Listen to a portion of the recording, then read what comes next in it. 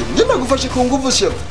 sina nagufyeta iminwa nani kofi ndagushirako ubwo bwonyene watanga kujogomena ngo nanagukubita nakubye mu bustaramu nakubwira fata umwana umutware mu musarani mu vyondagure abere neza aho utakuvuga ati ngo nagukoreye ikipe chef nimbere y'Imana nikaravyo nje ndumwana mwiza sawa chef ozo umwana sawa rero uri kuri gobyonyura wirembesha ngaha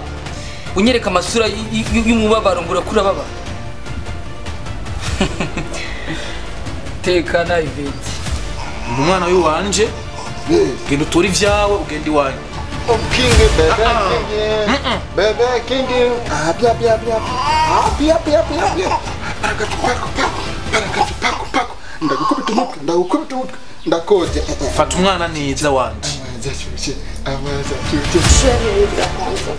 ego mbega ari abantu bacambara ibintu nk'ibi biguturia mera nk'umwana mwiza nkanje wambara ibintu nk'ibi na tatuwaje ufise ku mubiri uraraba ugire mbere nk'abantu bagezwe nengana ntiyashumva bifo uyire kure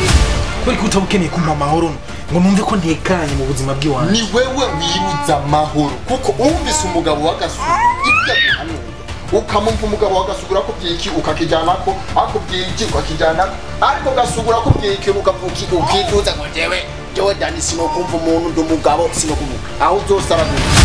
gusa guhereza uzoguma ngaho pira ngaho ndazi uzokuyomora wenyine ugenda inzara je ntacigiye ico nakubwiye nkeneye kingi ngaha dupfire ngaha na kingi naho kuhava mfise niyinda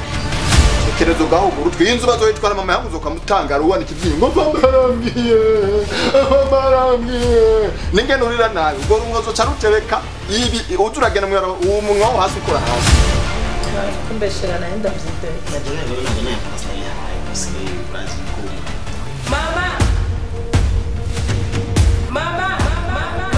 mama niki kutumugira ubwo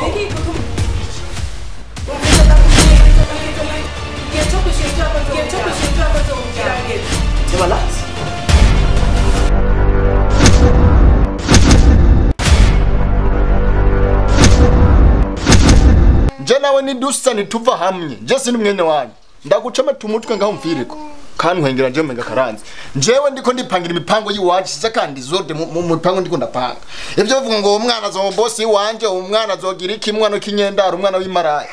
sha ubu bwoko ni bubi mana y'isi no mwijuru iyo